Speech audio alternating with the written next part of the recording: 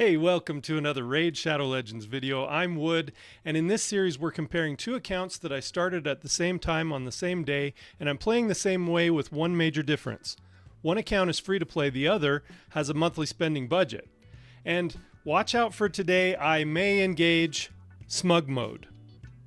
Let's check our progress.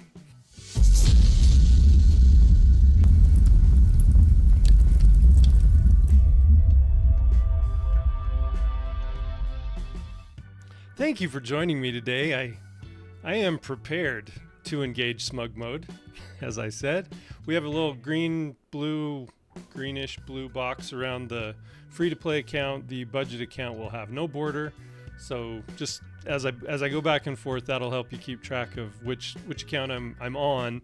I may talk about both at the same time. My brain tends to work that way. So yeah, this is we had a lot of progress overnight, a lot of fun. I'll go in here to daily login reward. Okay, we're picking up a void shard today. You can see it right there. And day 29. I've got good news. Well, good news in the game world. It may not feel like good news in your life, but for me, this is pretty cool. Okay, so what happened was I was doing some Doom Tower earlier today, just seeing what I could do. Because of the free regearing event that we're having right now that lasts, it's 96 hours. Let's see how many hours we have left. 3 days and 10 hours left. So got about 3.5 days left at the time I'm recording this to go wild and pull gear off of your champions and put new gear on. Usually, it's funny because I usually end up spending more silver during a free gearing event. But it's nice because you can make some upgrades that you've been planning on making, and you can just really save a lot of silver on taking the gear off. But look at this. Can you guys see the significance of what's going on right here? I was able to beat Bommal 10. Now I know this is just normal mode, but still, that's pretty big. We are less than 30 days in. We were on day 28. Beating it the first time, and interestingly, it is easier to do on the free to play. I'll just go in here and I'll show you kind of how the run goes on the free to play. I was able to regear Stagnite because of the free regearing event. I put him in lifesteal gear. Adeline, I made a few improvements, and then Taragi also. I made some improvements on Taragi, and yeah, I didn't think it was going to work, but I thought, well, it's not going to hurt to try. And they did it. So I'm going to run this. Hopefully I won't be embarrassed. It wasn't a fluke. I actually ran all of my keys, all the silver keys. Got all the silver keys run and ran it on auto. It's really cool. And then I ran the rest of the keys on auto up until I had no gold keys left. Finished all the floors that I could finish. So yeah, really cool. Cool team. The problem, okay, so the one problem that I'm running into, and I was able to do it on the budget account, but on the budget account, well, I do have Evil Eye on both Taragis. I did the same mastery tree for both Taragis, and I'll show you that later. The Bommal boss, when you decrease his turn meter, he drops a what's called a dread bomb. It's a big cauldron. We'll see it here in a second when we get to the boss. But he drops an extra little cauldron, and I noticed something interesting about that. When Taragi weak hits him, the Evil Eye doesn't proc. And I didn't know that it didn't proc on weak hits. So that's kind of an interesting one. So Taragi hasn't hit him yet. And we've got... Look at this. Okay, so he drops 2 dread bombs normally anyway. We have Taragi in the lead, which gives us extra resistance. He has a resistance aura for all battles. And putting decrease attack on him helps. And what also really helps is the Brimstone from Adeline. If we get the Brimstone to proc, that one's big also. But the decreased accuracy combined with Taragi's increased resistance, you see both of those dread bombs blue, and they take, I think, 40% of your HP each time they go off. But we have Stagnite in lifesteal, so he's healing back up. We have Athel in lifesteal, she's healing back up, and look at that. So I was just pretty happy about it. Less than 30 days in, we got Dreadhorn done. Stagnite with 142,000 and putting the decreased attack and the decreased defense on, and then Ethel and decreased speed. I'm not sure if decrease. Yeah, I think the decreased speed does help, but if you knock his turn meter back, he's going to drop another one of those dread bombs. But because Taragi is our only champion with the Evil Eye, and when he weak hits, it doesn't drop. It did drop when he doesn't weak hit, but I'll show you on his mastery tree here. Normally with this boss, with the Dreadhorn, Bommal the Dreadhorn, you don't want this mastery Evil Eye. You don't want your champions knocking back his turn meter, but I don't have a lot of options. I couldn't just leave out one of my 6-star champions. And now we can make some more progress in Doom Tower. My Taragi on the budget account was actually able to solo the second secret room, which I found interesting, and I think that might be because he was in regen gear. I'm not sure that this Taragi can do that. I doubt he can. I'm just going to put those in to have a couple of extra targets, but I doubt he can do it. He's only got one set of Immortal on, and I just don't think that's enough healing. But yeah, it took a while. It took quite a long time. I'll go over to the budget account here, and I'll show you some progress. While that's running in the background, I'll show you. I'm not sure it's going to work. I don't think it will, but we'll see. Clan boss really haven't made a lot of progress. I actually haven't run it. But yeah, we're at the level where we're 2-keying hard on the budget, and we're really close to 2-keying on the free to play also. I think if I put one more key in, I think we'll have the 2-key. Yeah, they lost that one. I'll go in and collect the void shard here on the budget, and we got that. It was behind me, but trust me, it happened. So Doom Tower, we are at the Scarab boss on Doom Tower here. And I think maybe, just maybe, Taragi might be able to solo this boss. Let's actually, I should have left. I should have put somebody in for the waves. Let's put Ethel in for the waves. The problem is when they get to the boss and they're not under a shield, it doesn't work. So let's see if Taragi can do this. I'll come back. I'll come back to that when he gets to the boss. I think shoot, Vergamkar puts heal reduction on him. That might end the run. So I didn't think about that. But yeah, that was nice too. Getting that one secret room done. So if I can get some regen gear on my Taragi, so the restriction on secret room 2 on normal is that you use HP only champions. I only have Taragi as an HP champion, and but because he's in regen gear, he was able to get all the way through and solo the entire secret room. And these secret rooms aren't that challenging, but for less than 30 days in an account, it's kind of a big deal. So I was pretty pumped about it. Other progress that we made, I'll show you the builds of the champions that just did this. Nothing too special on stats. Ethel's at only 171 speed. She's not even crit capped, and not a lot of accuracy. It's just the main thing is the lifesteal gear. We've been farming quite a bit of spider. That's the other thing that I wanted to talk about. I'll show the builds first, and then I'll get back to it. But yeah, we've been farming some spider. Haven't gotten an amulet for Taragi yet. I do have him with Immortal, so it helps a little, but regen would be a lot better for him. And I think once we get him in some regen gear, he'll be able to solo. We got Stagnite into lifesteal, and he's got really good accessories. I got this Slayer piece. I think that banner was at the end of the last Forge Pass. You get some of those for free just for playing, and I think that's where I got that Slayer piece from.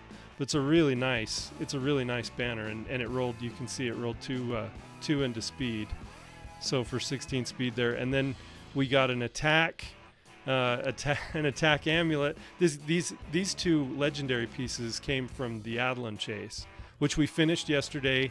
Got the 5-star blessing for Adeline. So once we ascend her to 5-star, she'll the 5-star brimstone blessing, and that'll make the smite debuff a lot more reliable. And so these two Bannerlord legendary pieces came from that Adeline chase, and so we're working with what we have here. At least it has a little bit of accuracy on it, and it gave him some crit damage. I'll run this until we get something better. And then we got an attack an attack ring with 2 rolls into defense. So that'll just help him to stay alive a little bit longer. And then we got some crit rate gauntlets. We've got an accuracy chest since we're running an attack banner. So that's what I usually like to do is with debuffers and damage dealers, run at least accuracy either chest or banner, just depending on what I have available. Padma is not in special gear at all. She's still, you can see she's still in 4-star gear. This is kind of the gear that I've had her in for a while. Her stats are pretty pedestrian, 166 speed, not crit capped, and she should be crit capped. That's the problem with her that I have, is I need her to be crit capped. So I'll probably have to get a better crit rate glove for her. She is defense based on her, but her damage is based on defense and attack.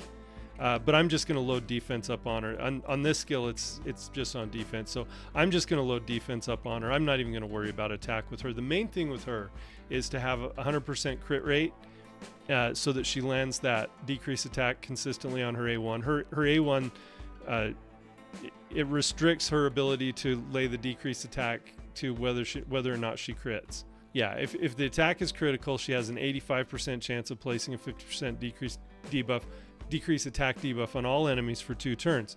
That books up to 100%.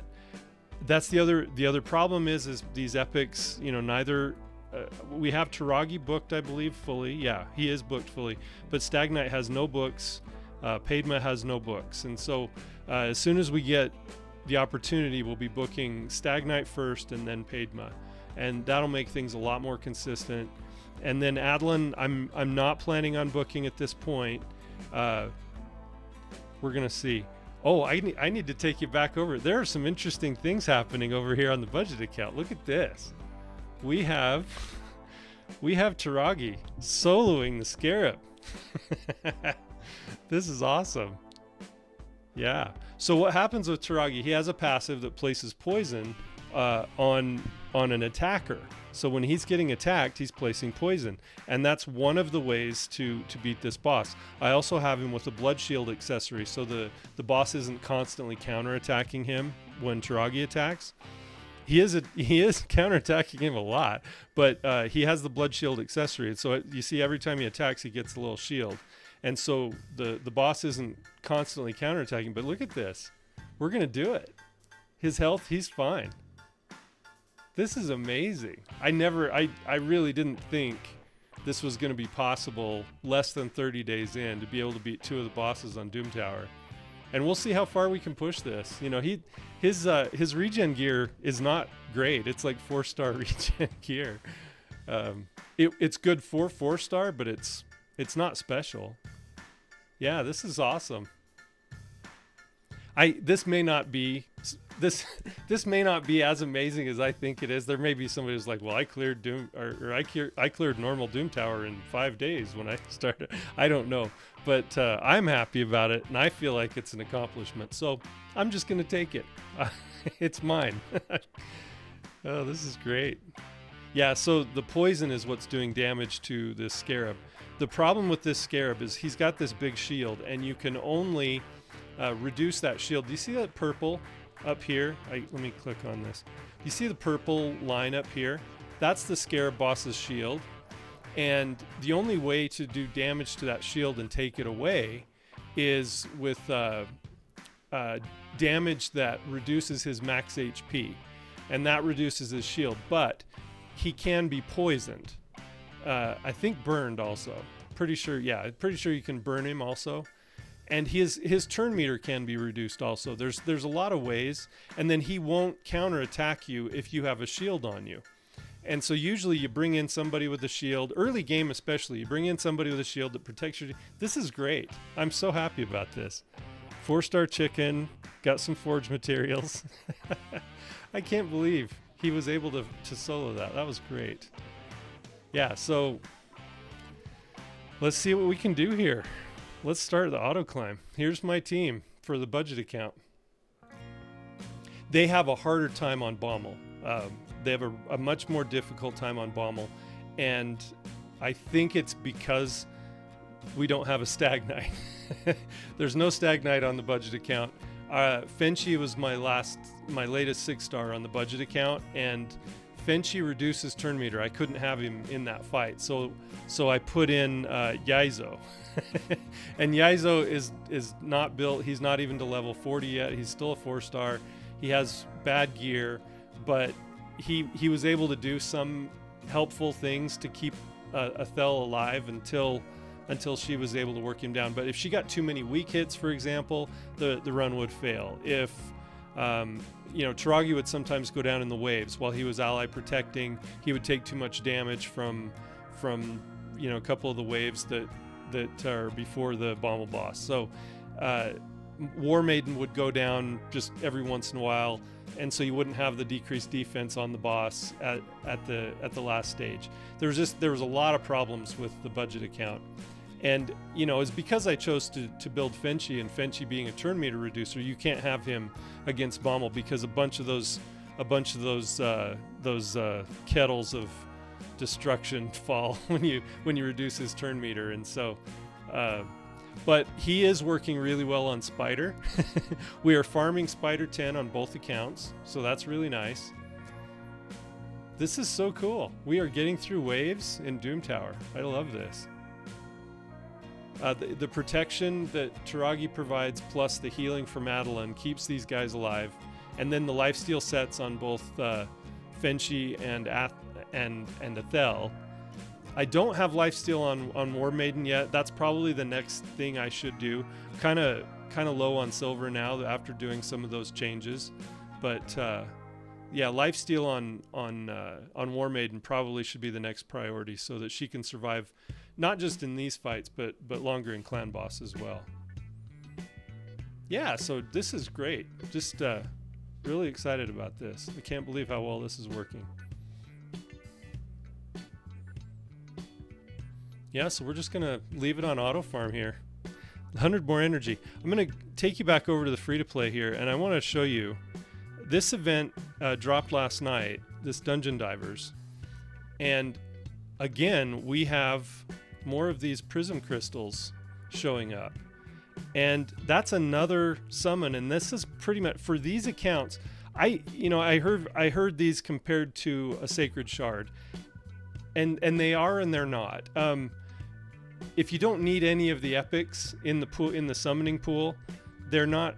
And because there's no mercy system for prisms, they're not really a sacred shard. But for these two accounts, pretty much a sacred shard. So I'm gonna really try. That's a lot of points for a Dungeon Divers to be able to do in 2 days, and especially early game like this. But this summoning pool, I talked about it yesterday. It's such a good pool of epics that, to get another chance at one of these, we might get a Lady Quillen. And I'm not saying Lady Quillen is bad. She's just not the one that I would want out of this pool. I would want, first priority would be Geomancer. I mean, that would be huge. I think second priority would be Allure. I'm prioritizing, I can make a list and just get what I want. I can't. Nobody can do that. But for me, and then we already have Zargala on the budget account. I wouldn't even build her on the free-to-play probably, but I do like Zargala. I mean, I would have her around for faction wars and things like that, but she wouldn't become a priority. Phoenix is such a great champion for Arena. I use him on my main account for live arena, and he'll sneak up on people. He's really good. Fane's a really good damage dealer. If you're able to get to a point where you can build an unkillable clan boss team, Fane works really well. And then Ferric the Fat is the best ally attack epic in the game. He's used in a lot of Fire Knight Hard 10 compositions, and Aishma is actually sneaky good too. I've never actually built an Aishma, but I was looking through her kit the other day, and she's got some cool skills. She's got this AoE that has AoE weaken 100% for 2 turns, and then she's got poison, and then, okay, so this skill, her A3, attacks one enemy, has a 75% chance of decreasing the duration of all buffs on the target by 1 turn. Also has a 75% chance of increasing the duration of all debuffs on the target by 1 turn. So as she places some poisons, or if anybody else on your team is placing debuffs or poisons, she's increasing the duration of those, and then she's decreasing any duration of any buffs that may be on the team on that specific target. And then her passive is really cool too. He heals this champion by 3% of their max HP whenever an enemy receives damage from a poison debuff. So yes, she does lay some poisons. She's got just 1 poison on her A1. But if you had her doing some counter attacking, if you had ally attack, if you had other poisoners on the team, you could have her healing by quite a bit. You could even put her in a toxic set, like for Clan Boss. You could put her in a toxic set to lay even more poisons on, and then that would keep her healed. You wouldn't have to put her in lifesteal. I think if that's enough of a heal to keep her alive, I'd have to test it, but just in theory, I think that would work. So Aishma's kind of cool. I kind of like that. And then Neldor's huge too. So yeah, we talked about this yesterday, funny, I didn't even notice Ruella was in there. Ruella's really good. She's got lots of debuffs. She's a really good debuffer. Look at this. Decreased defense, weaken, and decreased speed on the same skill. It's a huge skill. And then she's a turn meter she's a turn meter booster also for a team. Does she have an aura? No, she doesn't. Yeah, she does. Accuracy in dungeons by 40. So it's not the most useful aura, but yeah, her turn meter fill of allies by 20% and placing a 30% increased crit rate on allies for 2 turns on a 3-turn cooldown once it's booked. That's cool. And I use Ruella on my main account in my Faction Wars team, but she can be used in a lot of places. I've seen teams where she's the main debuffer on the team because of these 3 debuffs that she puts on. Attacks one enemy 3 times. Each hit has a 50% chance of placing a 60% decreased debuff, a 25% weakened debuff, and a 30% decreased speed debuff for 2 turns. But it looks like each hit has the chance to place each one of those. And then the chance goes up to 75%, and then if you put sniper on her, so each hit having an 80% chance of placing all 3 of those, I think that's almost a foregone conclusion that they always get put on. So, and then she's fast too, 105 base speed for an epic. That's really good. Yeah, so Ruella's really good too. This is a great pool. So I'm gonna really push. What happened is we were able to get to Spider 10 on this account also. We were already doing Spider 10 on the budget account, and Spider 10, if you're new here, hello. If you're new here and you didn't know, Spider 10 gives a much higher percent chance of dropping 5-star gear than any of the other stages around it. It's the most efficient stage to farm until you get to Spider 20, and so we're farming Spider 10 now on this account. I'll show you kind of how that looks. It's not perfect. It's not even ideal. It takes too long. And that may be our problem, is it just takes quite a bit of time. But the super raids help, obviously. That's really nice to have the super raids. But yeah, since we're farming this, and Stag Knight in this one is weak affinity to the spider boss and the spiderlings. So he usually gets kind of beat up here. But we've been able to do it pretty consistently. When I first got in there, it wasn't very consistent. I was losing a few, but I upgraded some gear, and it looks like it's pretty stable now. But it takes some time. But anyway, being able to farm spider pretty efficiently for that dungeon divers, the ice golem. There's an ice golem tournament going on. It's a turn tournament. So you get more points based on if you do fewer turns, and it's just not I can't really do that very efficiently on these two accounts. But this one, I think this gives us a chance to maybe get those prism crystals on the dungeon divers. We've got just over a day to finish that. And so I'm excited. I think we're going to have 2 of those prism summons for each of these accounts. And that's going to be huge. So I'm going to wait on those until Friday, because I'm thinking and hoping that there's going to be a champion chase tournament on Friday. And with 2 of those summons, that'll be at least 2 new epics on the account. Probably. I mean, the budget could get 2 Zargalas, and that would leave me with 3 Zargalas. But the chances of that happening are pretty remote. You'll notice I'm not even talking about the legendaries, but yeah, it gives you a 6% chance of getting one of the legendaries also that are in that pool. And all of those legendaries would be game-changing for both of these accounts. So that'll be pretty exciting as well. Man, look at this. I'm going to take you over while they're fighting the spider there. They're on 5 of 9. Look at that. And they're just about to down 5. And we're going to have another secret room open. This is so cool. And they're just doing it on auto. The first few stages I had to manual to get through them. There was no way they were doing it on auto, but now that's pretty nice. Okay, so I'll go back to the free to play here where they're doing spider. This is, I love. So that's the fun thing about this game. You try so hard to get, a little bit of progress, and then sometimes something happens, and you just get kind of this floodgate of progress open, and it's so fun for a while. It's pretty satisfying. Where it's not fun is when you spend a whole bunch of time and effort trying to do something, and then it doesn't work, and then you just you throw your hands up, and then you start over again, and then you find out, you figure it out. You always figure it out. Progress comes, and you just have to be patient with it. But sometimes, see, Stagnite goes down there. Not too big of a deal, though. I think we're okay. Yeah, see, that paid my decrease attack is so nice. That helps with the spiderlings. That helps the survivability of the team. But you can see how long this is taking. We're already at 3 minutes and 20 seconds. I know the shortest run was like 2.5 minutes or something, but yeah, not all of them are short like that. Short.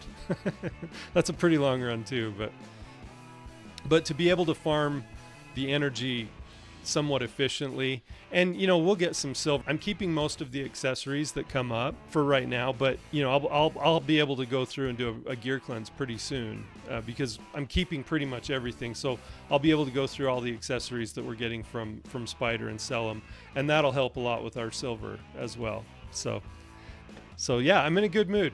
I can't help it. Sorry. It's been a pretty good day. I'm pretty happy about the Bommal especially. I kind of was thinking, well, until this rotation's over, I'm not going to be able to get past Bommal. And then when I got to Scarab, yesterday I got to 19, floor 19, right before you get to Scarab on 20, and I thought, I really don't think we're going to be able to get past Scarab. And then I saw Taragi solo that secret room, and I thought, well, maybe he can do it. So put him in there, and lo and behold, he does it. He can do the job. So now Ethel, the poisons are going after Ethel. The nice thing, we have Brimstone on the spider boss, although he's going to take an A1 here next time. Yeah, so he's not going to get any Brimstone or any smite here. So yeah, it looks like Ethel might go down. That's a lot of poisons on her. But she heals up when she does her AoE attack. She heals up, so nice. And see, 5-star banner, accuracy with speed. I mean, you can't ask for more than that. This early in the game, that's a pretty nice banner. I don't have a dwarf to put it on, but I'll get one. So that's pretty nice. I may need some more energy. I'm thinking this is probably not a good idea. We're looking at the summon rush here. And I've got 130 points.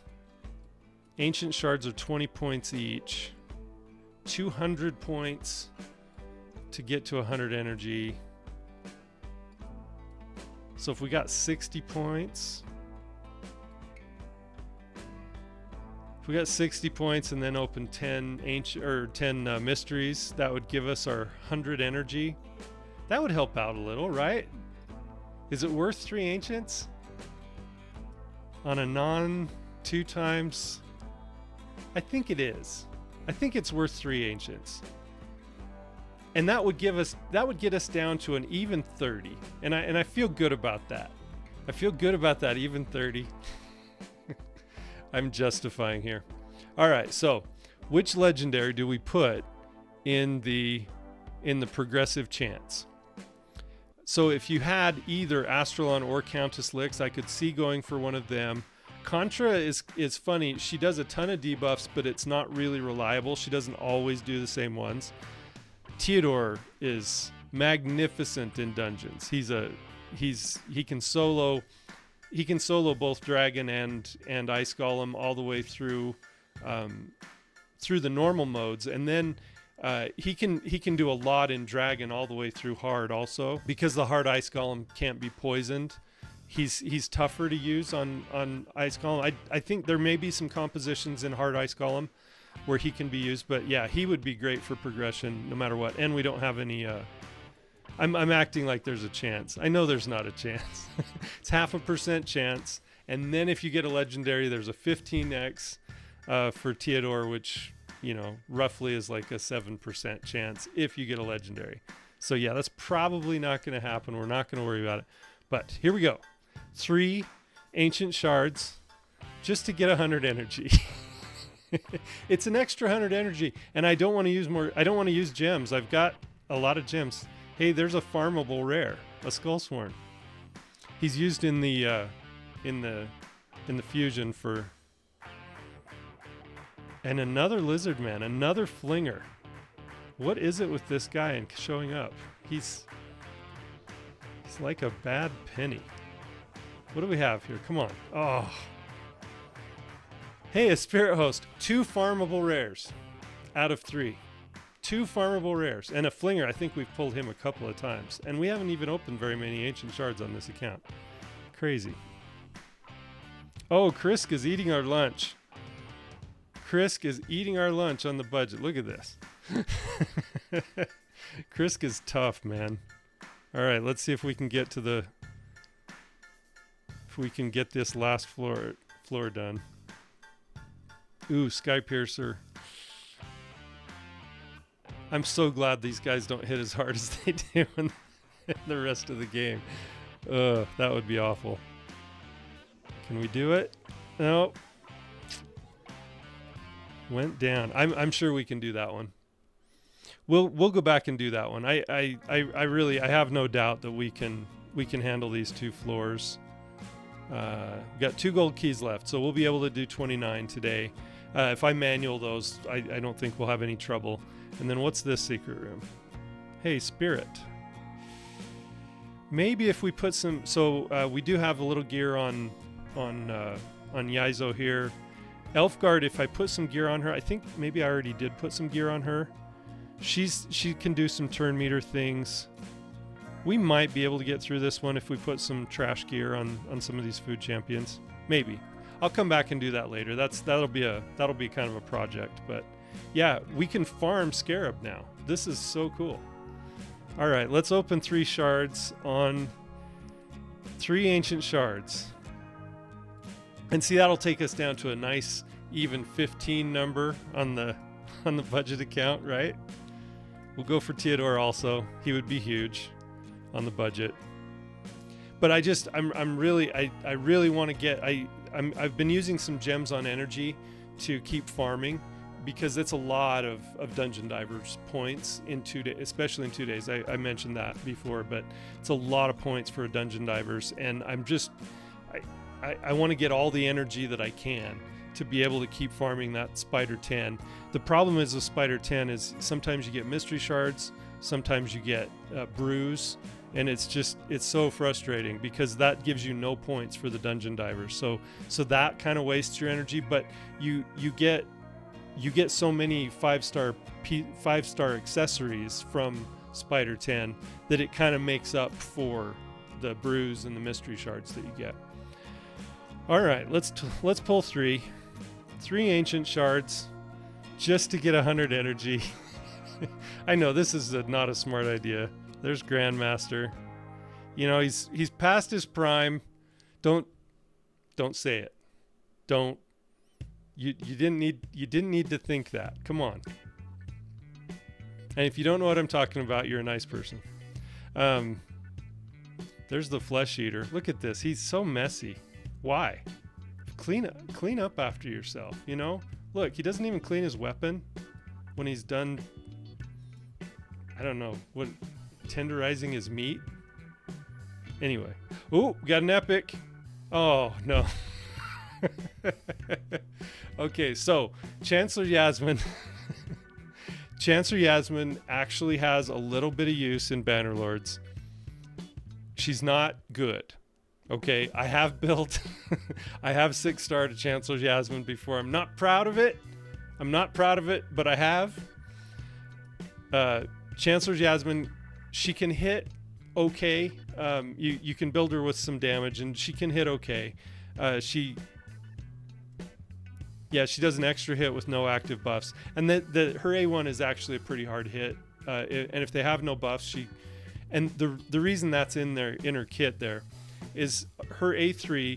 She has a 50% chance of removing all buffs from all enemies, then places a sleep debuff for 1 turn on enemies who have active buffs. So if she fails to remove a buff from an enemy, then it places a sleep on them. It goes up to a 75% chance, so it's a full enemy team buff strip when it's booked, and with Sniper, obviously, you can go up to 80% on that. I thought, well, you know, sometimes Hydra steals some buffs, and I thought maybe she'll be good for Faction Wars, and I was having trouble with Bannerlord's Faction Wars at the time.